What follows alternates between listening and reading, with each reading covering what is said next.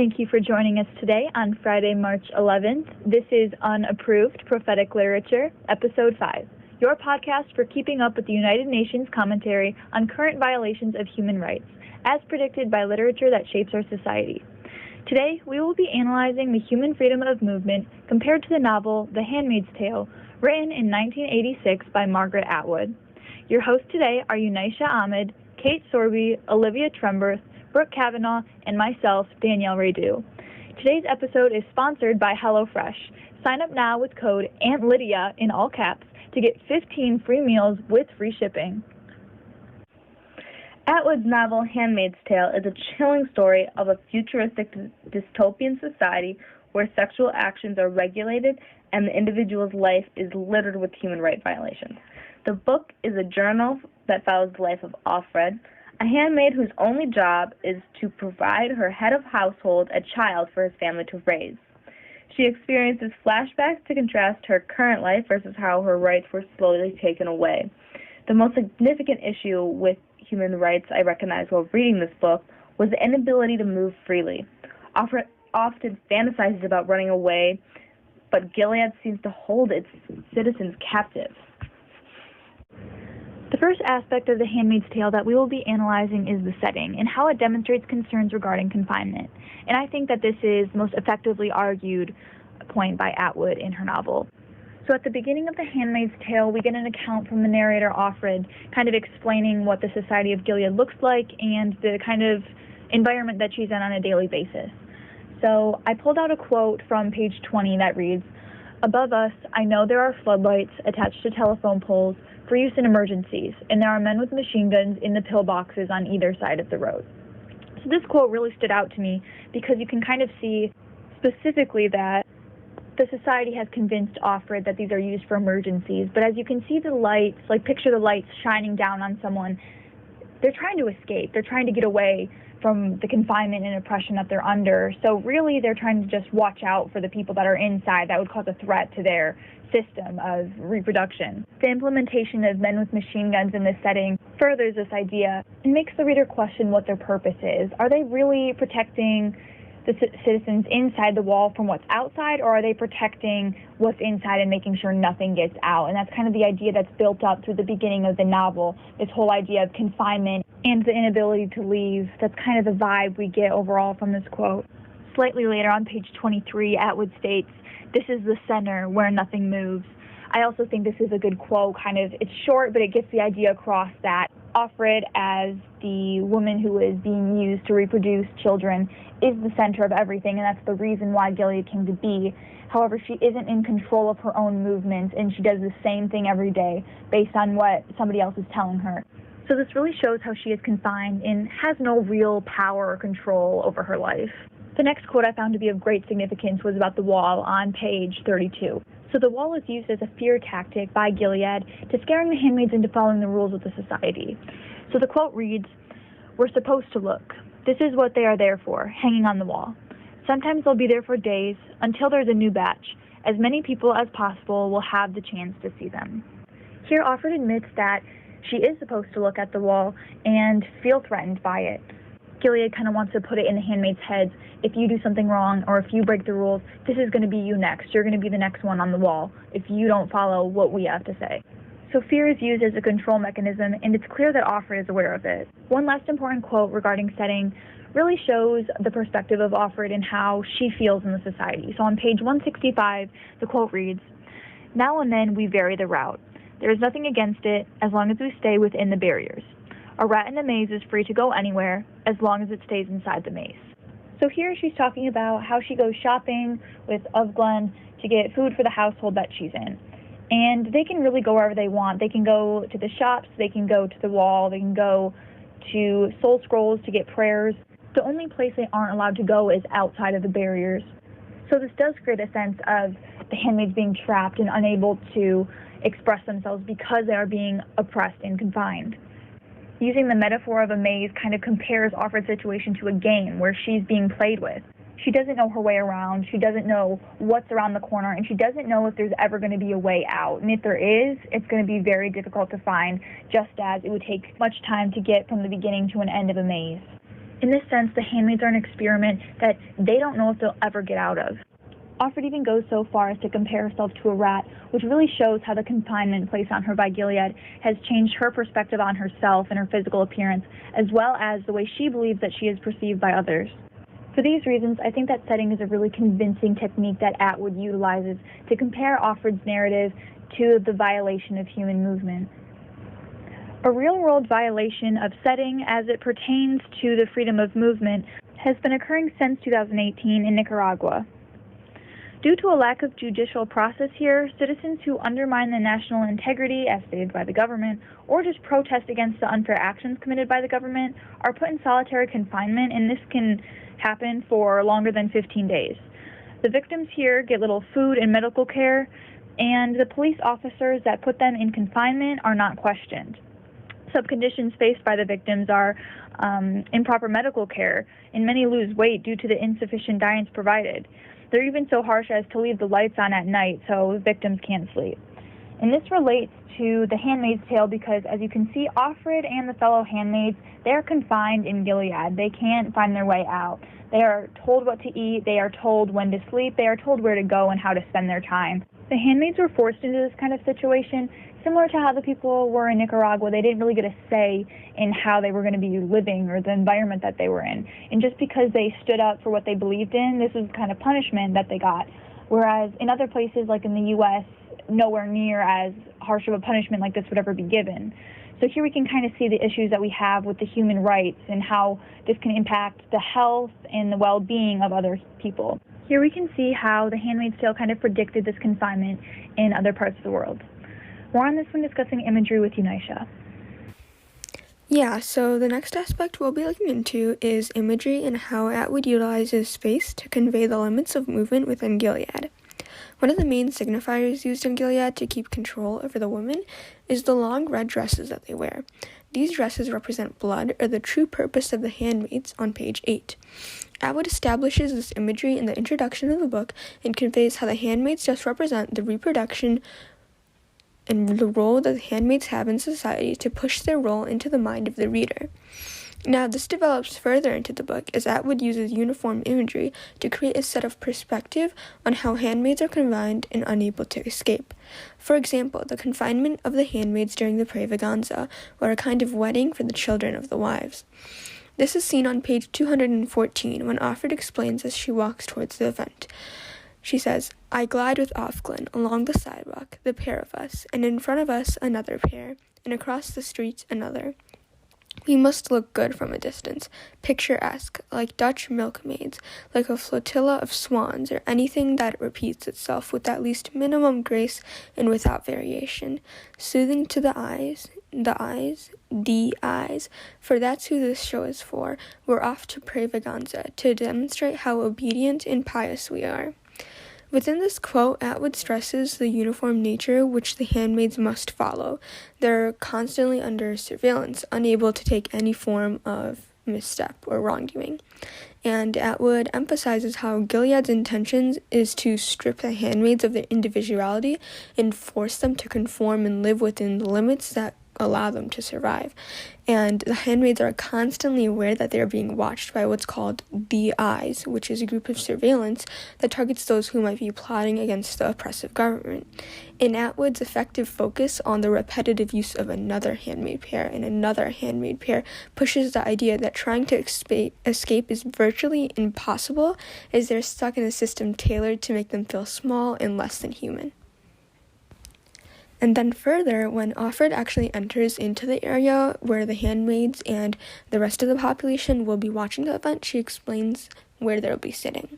She says, "Here there are no chairs. Our area is cordoned off with a silky, twisted scarlet rope, like the kind they used to have at movie theaters to restrain the customers.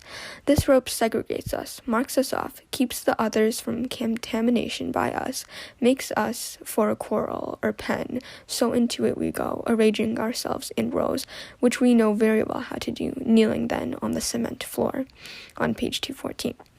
So in this, the handmaids are basically herded around.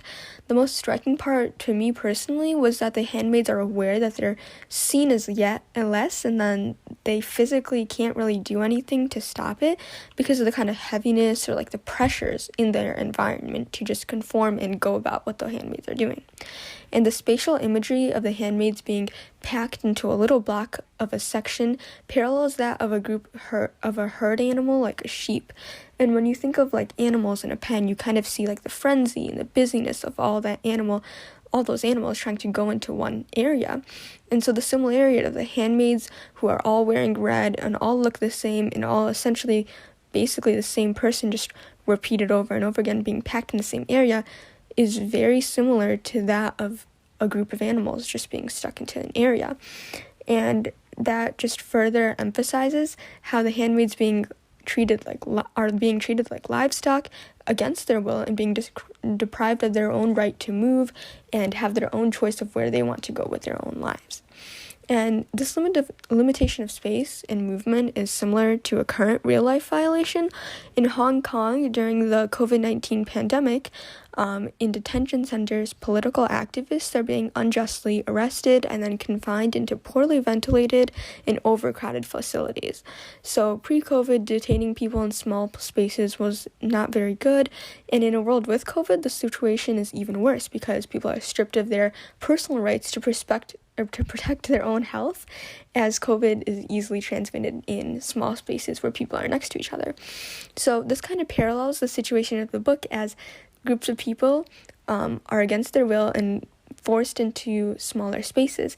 And while COVID might not exist in the book, the handmaids still don't have their own choice of being able to go about their own lives and choose what they want to do with it. So overall, through imagery, I believe that Atwood most strongly uses imagery to explain how movement is limited within Gilead.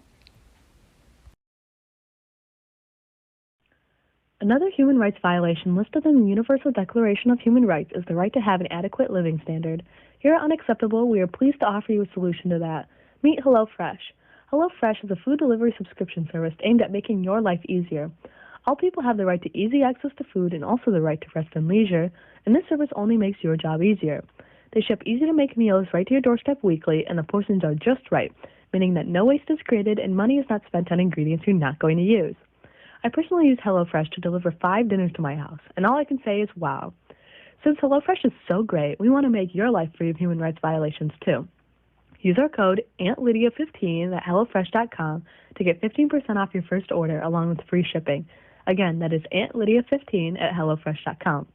HelloFresh. Eat comfortably. Thank you, Olivia, for that message from our sponsor. Now we're back to our regularly scheduled program.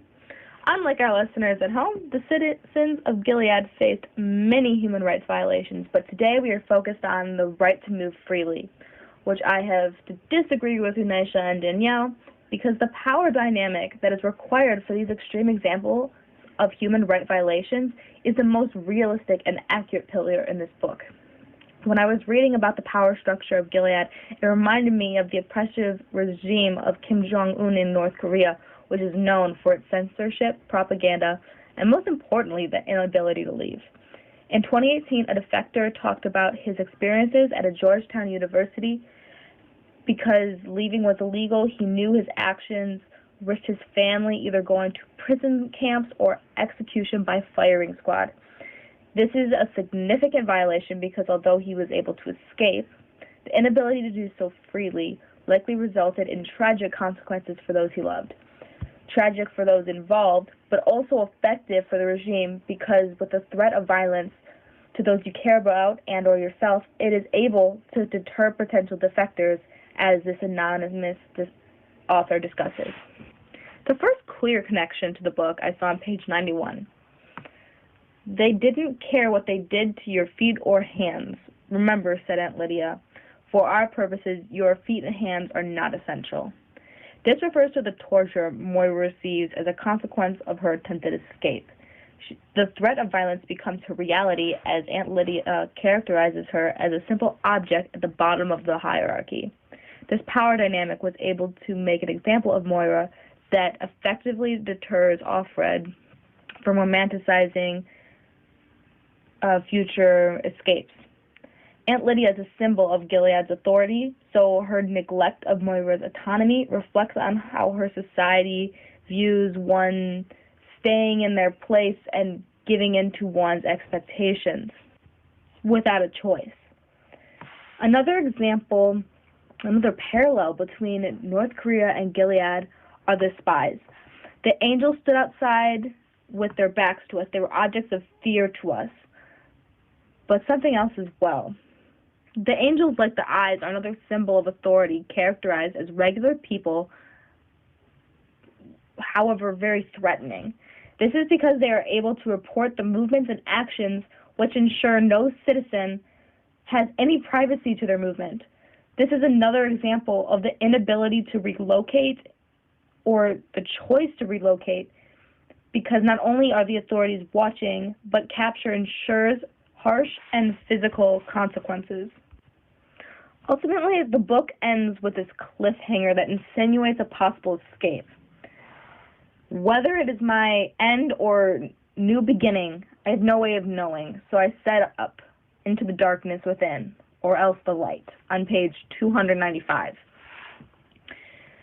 The contrast between light and dark directly relates to capture versus escape. This characterizes Offred as hopeless. Movement is her only option. Like the North Korean defectors, she knows the consequences. They hang on her shoulders, but the group of men who are taking her, whether they be eyes or revolutionists, she is so desperate for movement away from this power hierarchy of Gilead, she is willing to take the risk, as did the North Korean defector. This is why the characterization of the characters in this book so accurately represents the real-life situation of today, especially seen through this North Korean defector. I'm sorry, Kate, but I think I'm going to have to disagree with you here. I think dialogue is the most effective literary technique used by Atwood. In The Handmaid's Tale, Offred is repeatedly characterized as an unreliable narrator. Therefore, all of the descriptions of other characters in the book cannot be used as proof to justify human rights violations in Gilead.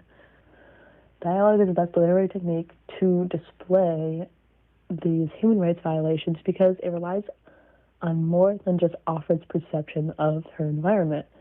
Characterization, narration, setting, imagery, they all rely on Offred's view of the world. However, dialogue takes into account other people's, the people around her, more than just other handmaids. It relies on guardians like Mick, Jezebels like Moira, Serena Joy, the commander. So it provides a more holistic view of Gilead than just Offred's own personal circumstances. For example, early in the book, when Offred is describing her first ceremony with Serena Joy and the commander, she quotes a newscaster and says that the ring of Quakers has been smuggling precious national resources over the border into Canada.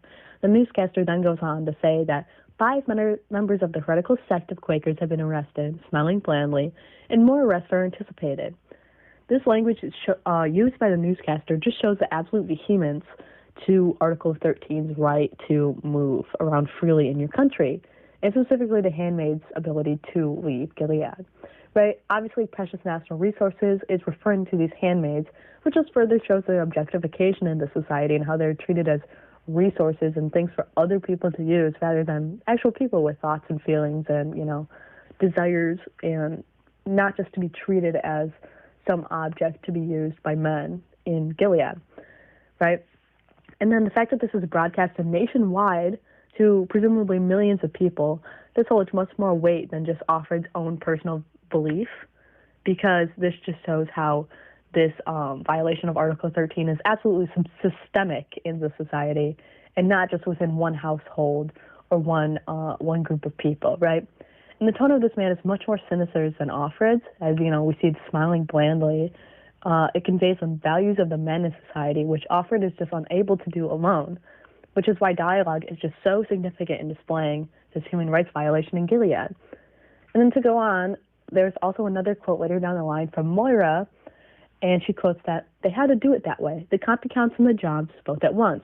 Can you picture the airports otherwise? They don't want us going anywhere. You can bet on that." Clearly, Moira, she's characterized as kind of this like a counterculture feminist woman who she's not trying to abide by the rules of society, But this point here just really, digs deep, just like hits close to home for Offred, because it shows how easily these men in society are able to just take over their entire lives.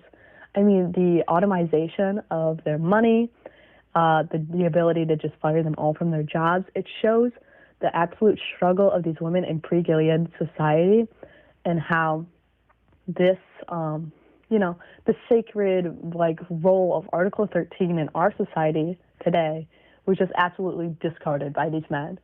And I think that holds much more weight than minor offenses, interpersonally between people, between, men and women, just singularly. This is a very systemic, this is a very national problem.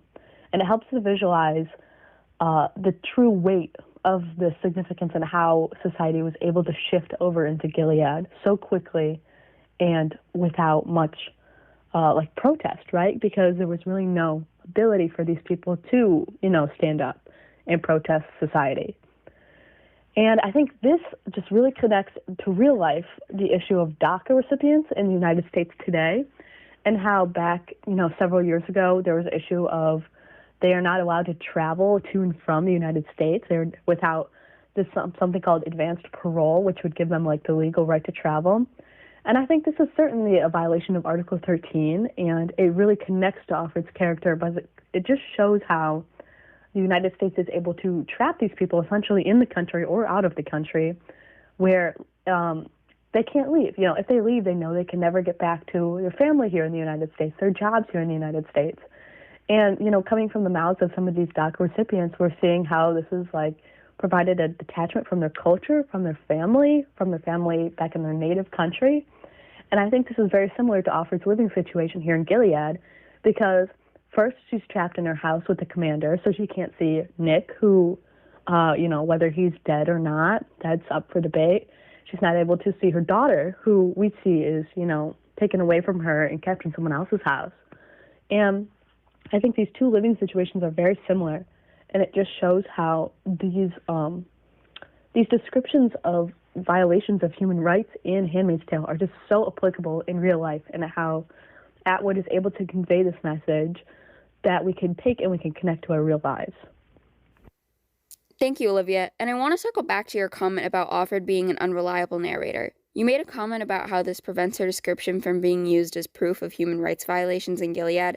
I agree that her descriptions of setting, images, characters, and even the dialogue are suspect, but her lack of reliability as a narrator is the exact reason why narration was Atwood's most effective literary technique in showing human rights violations and their impact. Throughout the book, Offred has flashbacks and describes fantasies that we are not aware are lies until after she is finished telling them. This happens more frequently as the book goes on, as Offred grows more desperate to remove herself from the situation in Gilead. Part of Offred's description comes from the lack of love she receives. She is ripped from her family and transplanted into another home. This is very similar to the situation for many women in Afghanistan. In the documentary To Kill a Sparrow, the longer Sohaila is away from her love, as they are both imprisoned for their love, the more desperate she is to see him.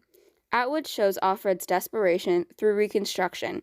When Offred recounts her first night with Nick, on page 241, she admits, "All I can hope for is a reconstruction. The way love feels is always only approximate." As Offred spends more time in Gilead, she relies more on fantasy to comfort herself. As she becomes less reliable, she finds more excuses for her behavior, such as the elusiveness of love. That is why the harrowing effects of Article 13 violations in the book are best seen and related to real-world violations through narration. Thank you for joining our roundtable discussion yet again, and as always, we love to see your take on this week's book, The Handmaid's Tale, along with your suggestions for other prophetic authors. This is Brooke Kavanaugh from Unapproved, signing off.